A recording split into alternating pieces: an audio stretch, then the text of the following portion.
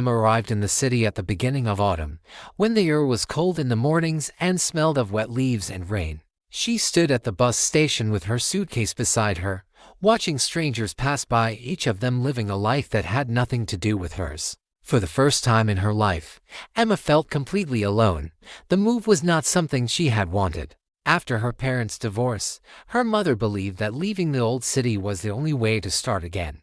Emma understood her mother's reasons, but that did not stop the pain. She had lost her home, her friends, and the feeling of belonging somewhere. Everything that once felt stable was gone. During the first nights in the new apartment, Emma could not sleep. The silence felt strange, and the walls did not know her yet. She lay awake, staring at the ceiling, thinking about how quickly life could change without asking permission. School started only a few days later.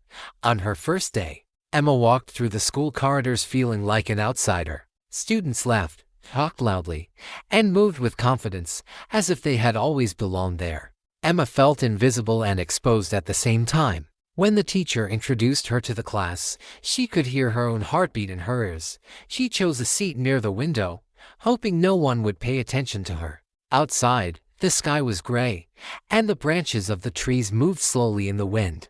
Emma focused on the view, trying to calm herself. That was when she felt it, the feeling of being watched. She turned her head slightly and met the eyes of a boy sitting a few rows ahead. He did not look away immediately. His gaze was calm, curious, but not judgmental. After a moment, he turned back around. Emma did not know his name yet, but that moment stayed with her. His name was Alex. Later that day, during the break, Emma stood alone near her locker, trying to remember the combination. She felt awkward and lost. Suddenly, a voice spoke beside her. "Need help?" She turned and saw the same boy from the classroom. "I'm Alex," he said. "You're new, right?" "Yes," Emma replied. "I'm Emma." He smiled. "If you want, I can show you where your next class is." She hesitated, then nodded. "That would be nice." They walked together through the hallway. Alex talked about the teachers, the subjects, and how easy it was to get lost in the building. Emma listened, surprised by how natural the conversation felt. For the first time since the move, she didn't feel completely alone. From that day on, Alex became a part of her routine. They started sitting together in class. They worked on group projects, shared notes, and laughed quietly during boring lessons. Alex had a gentle sense of humor and a way of listening that made Emma feel seen. He never interrupted her or rushed her words. Slowly, Emma opened up. She told Alex about her old life, her friends, and the pain of watching her family fall apart.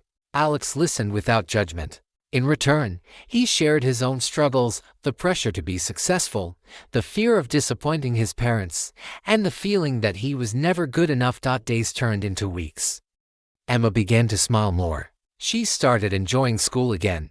The city that once felt cold and distant slowly became familiar.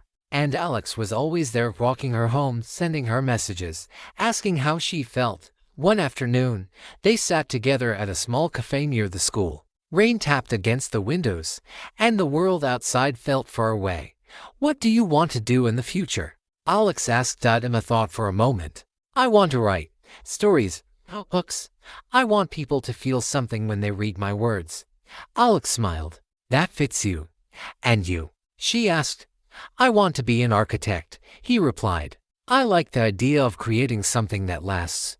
Emma looked at him and felt something warm grow inside her chest. She didn't call it love yet, but it was close. As autumn turned into winter, their bond grew stronger. They studied together, walked through snow-covered streets, and talked about everything and nothing.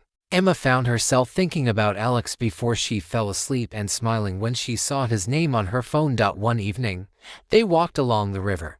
The water reflected the city lights, and the cold air made Emma pull her jacket closer. "Do you ever feel afraid of the future?" she asked. Alex stopped walking and looked at her. "Yes, but I think it's less scary when someone believes in you." Emma realized she wanted to be that person for him. The moment everything changed came unexpectedly. Storm trapped them in the school library after classes. Thunder filled the sky, and rain hit the windows violently. Emma felt nervous. She had always been afraid of storms. Alex noticed. "Hey," he said softly. "It's okay." He took her hand, and the world seemed to slow down. I think I love you, he said quietly. Emma felt her breath disappear. I love you too, she answered.